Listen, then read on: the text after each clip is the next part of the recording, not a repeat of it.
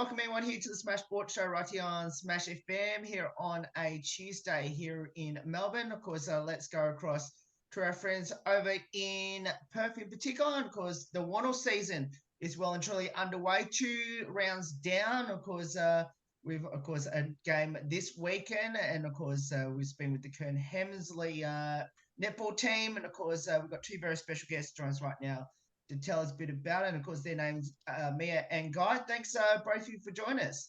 No worries. Thanks for having us. No worries. Well, how's the season gone with 2 rounds down? Yeah, sure. No, it's gone really well. The Open Women team, which is the team that I play for, are currently undefeated, even though we're only a few games in. It's a pretty big tick in our books. And our 20s team have done really well as well. I think they've won 2 from 3. And then our men's team, actually, I'm not sure, Guy, I might leave that one to you. Yeah, sure. So the men's team, we have lost both games so far, but our second game was like a huge improvement on the first. So we're looking on the up and up. I'll start with the men's first then. So you mentioned obviously lost 2 games so far up to this point. And you mentioned about the improvement from the first game to the second game. So what was the biggest improvement from the first one to the second one, and obviously hopefully getting that win this coming Friday? Yeah, we have quite a lot of new talent come into the team this year, and a lot of youth, which we're really appreciative of. They're bringing a really great new energy to the cohort that was there last year. So I think it's getting those players on court and the combinations working more, and that's looking to be building over the next few weeks. So to kind of answer the question, it would definitely be getting the different combinations on court and seeing how like kind of the old and new combine on court at the same time. How's the preparation been like for the men's team going to your next matchup? So yeah, with training, there's a big focus a lot on tactics to start with, and then kind of understanding new structures that we're forming and running. So there's a big focus on that at training, and then fitness has become quite an important key element as well. For those that may be new to men's netball, it's quite an agile, almost like ballistic sport with quite a lot of kind of cardio requirements. There's a big focus on being fit and actually having enough in the tank to run the 4 quarters out. Now, Mia, your team undefeated, 2-0. Obviously the 20s at the moment 2-1 at this stage. Tell us a bit about I guess how you've gone, and especially how successful it's been so far up to this point. Yeah, we've come out really hard, and that was our focus in the preseason, was to make sure that round 1 we come out really strong.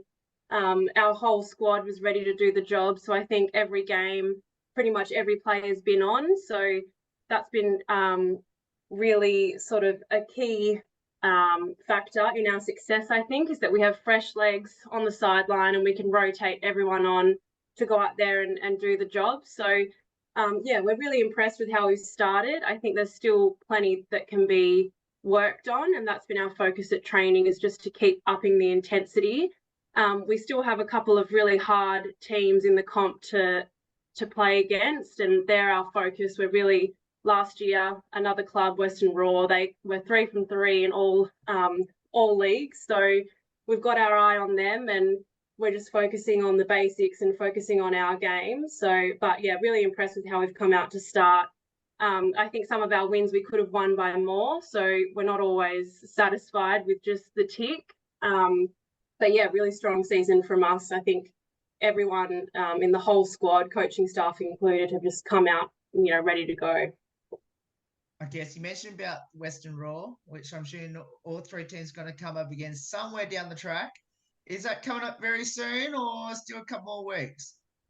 Yeah, still a couple of weeks. So, well, for the women's, but the men have already actually played Raw, I believe, Guy. But so yeah, that's, the draw's been really in our favour, that we can sort of really refine our skills and make sure that our combinations are ready to go. I mean, we take every week as it comes, and every team puts out a really tough competition for us, but certainly Raw set the standard last year, and so they're the team to beat. So yeah, still focusing obviously on our own game, but we're really excited for that matchup. Mia just mentioned about for you guys that you've just versed them, which did you verse them round one or last week? We versed them in round one. Oh no. So I'm assuming obviously that okay, we're into the baptism of fire, but it sounds like that one. So what did you learn from that game against the defending champs? Funnily enough, we versed them in the grand final last year, so we did manage to get them to that point last year. I think learnings away from the raw game was definitely they're quite like ferocious in how they structure their court, especially in a defensive transition. So we learned a lot around, how they set that up and what we need to do to break particular zones they set up, for example. And then understanding that we need to sit at a level of intensity when we verse players in their team. So they've got a big tank, they can run. So for us, it was actually kind of trying to find other ways to match them. So there was like a big learning curve, I would say, from that first game, certainly. So I've got to ask this the follow-up, Guy, before I go back to Mia. Did you feel a little bit cheated for the fact that you had to verse them in round one and the girls managed to miss out in round one? I mean, yeah, I guess so. It was it was a baptism of fire. I would say that there's a smaller number of men's teams in the competition, so we tend to like rotate through quicker than the women. But it was definitely like a welcome to the big smoke for some people. I love how you described that. Mia, the question I asked Guy probably a couple of questions ago, which I'm going to ask you. How's the preparations like for both the Opens and the 20s? It's been going well. This year we've tried to really bring the teams together. So I think in the past we've had more of a separation between our Open women and our 20s and then our men as well. But this year we're just trying to give as much experience and guidance to our 20s team by bringing them up into that environment and training together. So the preparation has been good. We're focusing on presenting as a really strong club rather than 3 separate teams. So we're all learning off each other. Even the Open women have a great time playing with the men. They just offer that added speed and sort of agility and really mixing it up on some physical bodies. So the preparation has been good. I think, as Guy said, a lot of emphasis on fitness in the pre-season, and now that we're heading into still round one, but the 4th game for the women coming up and the 3rd for the men, just focusing on those combinations out there and more tactics rather than those basics. So hopefully we've really nailed those basics in the pre-season and in the early days, and now we're focusing more on how we can sort of go out there and punish our opposition. For both teams in particular, tell us a bit about your coaches. We have our director of coaching is Linny Pemberton, and she's just a legend of the game. There aren't many people in WA that wouldn't have heard of Linny. So we're lucky to have her heading up sort of our whole club. And then for the women, we've got Michelle, who's just stepped up from 20s this year into our league, and we've been super impressed, with her and her decisions, and hopefully she's been impressed by us. But certainly with Linny sort of being that mentor coach for all the underpinning coaches, you couldn't ask for more as a coach to have Linny behind you. So we've got a whole range of experience, and with Michelle coming up into league, she just offers that fresh perspective, I think, and she's a player herself, so it's gone really well. There's a lot of mutual respect there. We're just building on that, I suppose, coach-player relationships that she's got with all of us. So we're super happy with it so far. Yeah, and then from the men's perspective, like Mia mentioned, we'd certainly have Lynn Pemberton, kind of the oracle, I would say, of WA Netball. So it's great to have her at like the helm. And then we have Nick, who is our head coach, and she is a real strong up and coming coach. Definitely like coming from a youth perspective, and is bringing a lot of experience already. Like is really, really enthusiastic and Yeah, a lot of fantastic feedback from the playing group so far. And then she's supported by Ellie as well, who's also a similar vein, really up and coming, fresh to the game. So kind of having both of those perspectives is unreal. So it's been really great. How did both of you get involved in netball, and why did you choose it? Yeah, mine was literally, I was playing social like netball at a rec center. And there was a rep who was umpiring who was like, you can jump. Have you ever considered netball properly? And I was like, no, I've only ever come from athletics. So then from there, I joined as part of the West Coast Men's and Mixed Netball Association, which is basically a lead-in program that is also sits like aside to WANL. So yeah, went into that program first. And then from there, it was into WANL, so West Australian Netball League. So yeah, it was a real interesting intro into the sport, which is quite a common thing, I think, for a lot of men. We're trying to change that model at the moment with more opportunities through associations and leveraging the female cohort. But yeah, that's a lot of the way that some men are picked up. Yeah, and then for myself, I suppose as I had the more traditional pathway. I started playing when I was probably 7 years old and haven't stopped since. So I just completely fell in love with it as a child and loved the team atmosphere and getting to play with my friends. And then I suppose as I went into my teens, it became a little more serious, and I just, dabbled in some other sports, but nothing really compared to the fun and sort of the joy that I got out of netball. And I suppose now sort of playing for a club, and this is my, I think, 5th year with this club, and Guy, pretty similar. It's just such a great environment, team environment to be a part of. You know, you can kind of escape the day-to-day of your, working, or if you're studying, you come and play the sport that you love with all of your best mates, and it's just, really great environment to be a part of. What position do both of you play on the court? And if you had a dream position that you love to convince your coaches to put you, whether that be, please be honest. Well, we're both defenders, so I'm a defense. I'm recently trying to, I've always been a circle defender, but trying to come out on the wing a little bit. But I'd love to be a shooter and have all the glory, I think, to get that. It's a bit of pressure, I think, but when it works, it really works. And so, I'd love to be a shooter. Love that. Yeah, and I'm similar to me. I'm goal defense, goal keep. I'm really persistent with the coaches giving me a run on wing defense. They never let me do it. Oh. And I just want to have a 3 feet hands over rejection outside the circle. That's all I aim for in life. And then, as a bit of an insurance policy for my broken ankles, which are starting to form, maybe the goal shooting is the next progression. I'll just stand up with my hand in the air, just demand the ball. Take it as I got defenders on the show.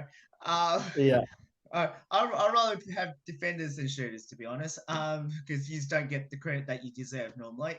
Thank you. So. Finally. What does the sport of netball mean to both of you, especially being part of the Curtin Hamersley netball club? I was thinking about this today, actually. Comets, to me, and especially netball, is a real community focus. I think that it brings people from all walks of life into one environment, and I think it's a really great kind of melting pot to make more connections and feel like you're always part of a larger thing. I also love so much that, like, with men's netball especially, there's a sense of like breaking a bit of the stereotype involved as well, which a lot of people come down and watch it and they realize how agile the sport is. So I do like an element of that kind of breaking of the stigma or the stereotype involved with it. And it's just fantastic to get to play with your friends 3 times a week. It's just the best. Yeah, I totally agree. I think there's nothing better than just everyone loving what they're doing and being together. And it obviously offers that fitness component, but you don't really have to think about how hard you're working because all your mates are with you. There's all these tactics involved, and it's just a great way to, as a sport, to be fit and be healthy, but then at the level that we play, really see how far we can go and push each other. And as Guy said, we have lots of people who are doing different things in their own lives, but the common thread is that we just love this sport and we're all passionate about it, and that's the best thing about it. What I love about your competition in particular, I think I mentioned this to quite a few clubs over in WA when I've had them on the show. I think you're the only competition that have women's and men's playing in the elite competition at state level. How important has that been for on the men's side of things and on the women's side of things? Yeah, I can answer from the male perspective. I mean, I feel like women have really laid a great foundation and also taught us, and they still do it every time we play with them, so many different elements of the sport that we may not even be aware of, and the tactics that they bring in terms of their abilities and their like ball placement and stuff. So they are consistently teaching us, so much. And having I would say Netball WA, allowing us to have both, shown on the center stage every Friday night, it really allows for that kind of equality, I guess, that the overall sport is aiming to achieve. And that was a bit of a priority for Netball Australia. So it's really nice to see our state kind of take on board that feedback and now is adopting a model where we are all included under the same roof. And it also allows a bit more of a pathway for the men because, we've got a lot of family members that come down, say, to watch their sisters, for example, play and then go, oh my God, if I was interested in netball, now I can play too. So it's quite a nice kind of promotion piece for the wider community to actually see what is out there and what's available. Yeah, and I think from my perspective, I mean, we just want netball to be available, and accessible to everyone. And it's so great that WA, is so fosters this competition where men and women can enjoy the sport together. It doesn't have to be to the exclusion of of the other. We can all enjoy it, and as Guy said, learn off each other. And men's netball is exciting to watch, and women's netball is exciting to watch. That they're slightly different, and the flair is slightly different, and it just makes for a more exciting experience when there's more teams and there's more sort of outreach. And we love playing the men, and the men's competition is only improving as more and more are coming through, and as the age groups get younger and younger, and then we have them for longer before they those skills are really refined before they get to our level. It's just a really exciting space to see what can happen in the men's competition, and we both are really passionate about pursuing that and about it getting bigger and bigger. But it's really awesome to be a part of a competition that already does a lot more than other clubs and other sort of competitions in that space. So the women love it. I think there's absolutely no reason that it should be exclusive to one gender. I think that's such an outdated notion. So yeah, it's awesome. What would be your advice to people that should get involved in netball? And then the second part of that question, for people that should come down on a Friday night to support the Comets? I think just give it a go. Like, really, there's so many. Netball is one of the highest participated sports in Australia, and there's a competition for everyone. I play the state league level, but I also play socially for my work, and I've played socially at the weekends, and I've coached junior teams. There's a team for everyone, and it's a great way to meet friends and to keep fit. And then there's this pathway that's really accessible and available to more and more people now. So I think if you just Googled netball in WA, you'd find heaps of different options that would suit your lifestyle. So just put your hand up and say yes, really. Yeah, I absolutely agree with that, Mia. I think there's so many pathways and opportunities for people to explore and participate in the sport now. And even if you are learning and you're giving it a go, I also just love when people do give things a go. And even if you don't end up in the Australian Diamonds, so be it. But if you've learned something along the way and you're really enjoying yourself and you've created a bunch of new friends, I think that's mainly more important half the time. So yeah, there's just a lot of opportunity in WA for people to get involved, and it's great to see Netball WA really foster that now. Before we go to lighthearted questions about your team, for both of you, what have both of you learnt from each other on and off the court? Oh, that's a good question. That wasn't on your list of questions. Okay, Mia. When I think of Mia, I think of a tenacious ball winner, but then she's very good once she's got the ball. So she gets it, and some defenders, including me, get this rush of adrenaline and we want to launch the ball further than we should. Mia's very good at going, I have the ball. Now I'm going to deliver it with some sort of like, structure. I'm not going to absolutely run myself stupid. So that's very important. Yeah. I would say that's Mia's top quality. Same on. No, and last thing is Mia's very kind with her leadership. She's like, really works hard. I think that's another quality. So there you go, Mia. Yeah, well, I think, Guy and I are both defenders, but I think Guy has, the opposite in a good way, where he's very passionate out on court, and he's just such a superstar to watch because he's everywhere. He's all length. So a lot of limbs. But his aerial game is just pretty spectacular to watch. He goes to everything. He's super exciting to watch, and he really sort of riles up the team and gets the team really excited and just brings like a burst of energy. Whereas sometimes I think I'm probably too placid and calm.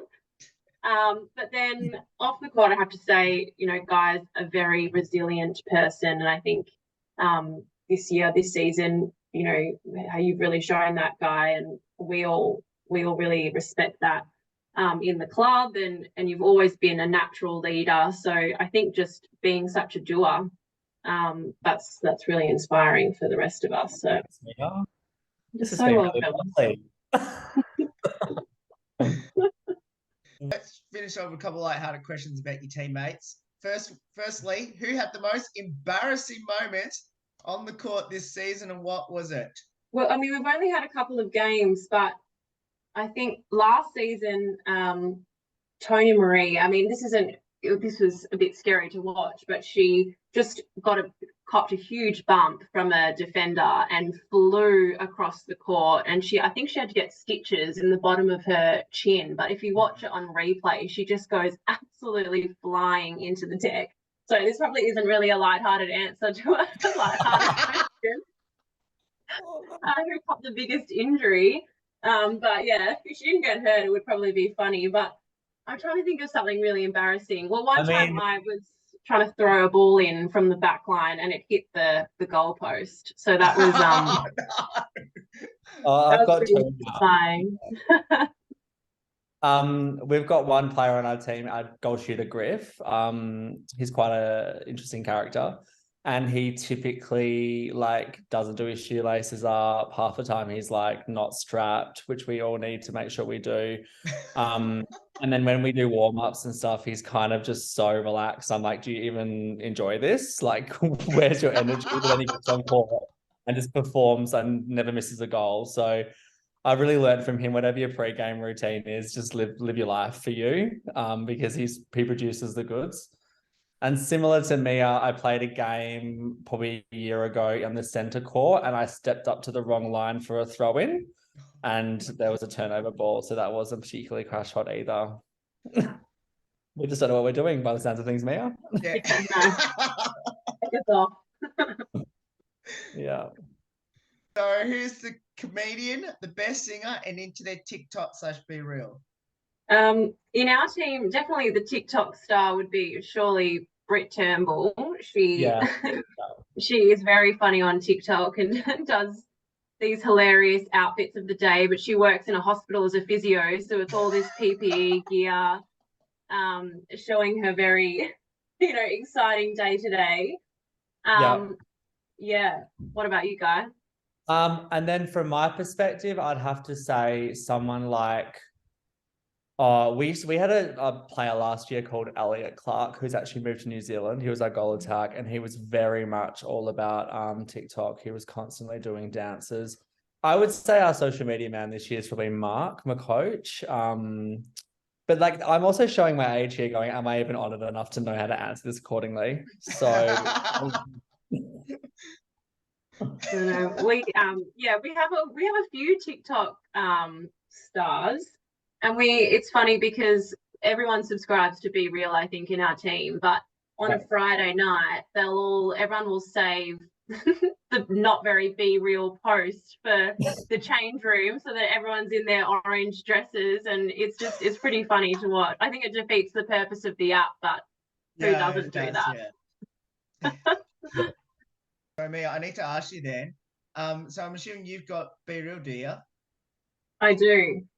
Okay. So I'm assuming you joined the team in that, I'm assuming. Yeah, oh yeah, of course. I mean, I'm outing myself here. It's really not the purpose of it, but if you've got a game, you've got to show that your life's a bit exciting. I feel like Be Real goes off every time I'm just working. So it's just me in my office every single day. How pathetic. I know. Yeah, it's all a conspiracy. It's not real. Oh, I think in our team, Sloane Burton is definitely she's sort of an understated comedian. We had Sarah East was part of the Comets for a long time, and she's just retired, and she was very sort of outwardly funny, but Sloane just comes in with these really funny, witty comments sort of under her breath, or does these little, after a goal, she'll sort of flick her hair, or she'll do these little mannerisms that just sets everyone off, and she can be a little cheeky at times, but yeah, no, we love it. And we've had Sloane for a long time, and she just seems to get funnier every year. That's good. Oh, and then in men's, I'm actually gonna have to represent Griff Thomas again. The man exists and he's funny. Yeah, you can't go past Griff. Can't go past Griff. I think it's just like the temperament, the way he conducts himself. He's also hypermobile, which I don't think many people know. So when we do stretching, he can like put his body in some really like crazy positions for someone so tall. So it's quite funny to watch him do that. So it's a bit of it's one of those you kind of have to be there moments, but he's a special character. So I would say him. Okay. Do either of you have a pre-game superstition or ritual? Mine, I reckon I have a bit of a ritual that I didn't quite realize was a ritual until recently, but it's I mean, it comes across as a bit vain, but it's all about my hair, and I can't play unless my hair is absolutely glued to my head. So there's a lot of gel, a lot of hairspray in there, but I mean, anyone with long hair will know how annoying it is, and it flicks in your face, and you get all sweaty because you're working hard. But I don't think I've ever played a game where I didn't have slick hair. So that's probably my pre-game ritual is my hair routine. It always looks really good. So yeah, that makes sense. I would say I'm like a real stickler for ankle strapping. It's a bit weird. I don't know. I think I did a pretty big ankle injury a few years back, and ever since then, I'm very superstitious about like who straps my ankle, how tight is the strapping, how many stirrups have we used, what style of strapping tape is it? There's like 50 criteria that goes through my head. Right. And now I've actually got to a point where the physio says to me, "You're doing your own," and I just do it myself. Rightfully so. I would have said the same thing to myself. So yeah, that's probably my pre-game superstition is ankle tape. Well, both of you, thank you so much for giving up some of your time to join us. It's awesome having both on the show. Please send our best wishes to your respective teams and obviously to your 20s as well. And let's hope all goes well. And hopefully we'll get a chat with both of you again, hopefully sometime down the track, see how both your teams are traveling. Hopefully towards the end, hopefully we'll see both teams in the finals again. Yeah, awesome. Thank you. Thanks for having us. Good. And that's me and Guy there joins from the Curtin Hamersley Comets WANL team. And of course, if you want to get down there Friday nights throughout this season, you can watch them in action. There's more on the Smash Sports Show right after this. Don't go away here on the 10th year celebration.